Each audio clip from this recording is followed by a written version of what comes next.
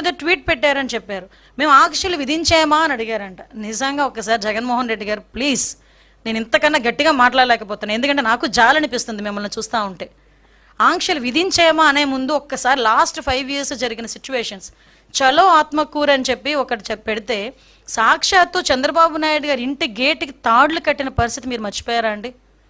వైజాగ్ పర్యటనకి చంద్రబాబు నాయుడు గారు వెళ్తే ఎయిర్పోర్ట్లోనే చంద్రబాబు నాయుడు గారిని మమ్మల్ని అందరినీ ఆపేసి మీకు వైసీపీ కార్యకర్తల చేత నానా మాటలు మాట్లాడించి నానా మాటలు దూషించి మమ్మల్ని అందరినీ కూడా ఎలా రోడ్డు మీద కూర్చోబెట్టారో మర్చిపోయారా అండి? ఇదే చంద్రబాబు నాయుడు గారు ప్రతిపక్ష నేత హోదాలో, ఆయన ఇప్పుడు ప్రతిపక్ష నేత.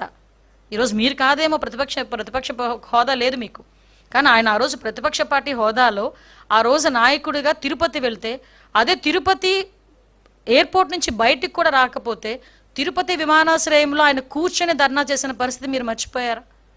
లోకేష్ బాబు గారు పాదయాత్ర చేస్తే ఆయన పట్టుకున్న మైక్ని తీసుకెళ్ళిపోయారు, ఆయన నుంచున్న స్టూల్ని తీసుకెళ్ళిపోయారు, ఆయన గురించి ఏదైనా స్టేజ్ కడితే స్టేజ్ని ఇప్పేశారు. అంటే ఇవన్నీ మీరు ఎలా మర్చిపోయారు?